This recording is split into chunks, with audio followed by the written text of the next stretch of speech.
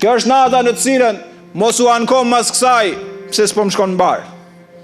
Mos u ankom mas kësaj pse nuk e risk. Mos u ankom mas kësaj pse s'mecin punët. Mos u ankom mas kësaj pse si je optimist.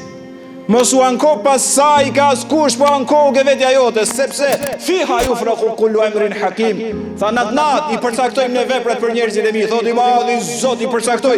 E nëse ti je i devotshëm, nëse ti je i sinqert, nëse ti je me të madhin Zot, nëse ti je dashuron krijuesin tënd, nëse ti ke frikë respekt për këtë, nëse ti shpreson tek ai, nëse ti ka bekuj madhi Zot ke qenë agjërushëm, je mundu me bëu vepra të mira, e ke pa Kur'anin famlar dhe e ke lexuar, e ke praktikuar atë në jetë, ke qenë dobishëm në familje dhe në shoqëri, e i madhi Zot nat që përcakton veprat, do përcaktoj për ty vetëm hajër dhe mirësi. E pa diskutueshme. Fiha yufraqu kullu amrin hakim. Tha nat, çdo çështje e urtësisë dhe mençurisë për besimtarët dhe besimtarët vendoset aty. Ke për të jetuar me gjatë, do kesh rrezik, do jesh i lumtur, do jesh i begat. Pra ti s'e martuar, do martohesh e do t'japi Zoti mirësi pafund në të gjitha dimensionet. Vazhdon pastaj në jetën e varrit, do të jesh i nderuar, në ditën e gjykimit do të bekoj madhi Zot. Në xhenet do të jesh me profetët, je i shpëtuar nga zjarri i xhenemit. Natën e katërt janë këto. Tanazzalul malaikatu war-ruhu fiha bi amri rabbihim min kulli amr. Natën do të zbret Xhebrail Emini vet.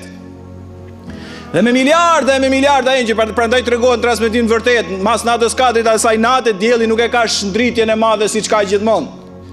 Se me miliarda engjëj të madhit Zot Xhelle Shanu e Xhelle Xhelalu kanë zbrit për respekt asaj nate. Po, me tekst kuranor zbresin thot se përcaktohet çdo veprim, atë që po themi ne.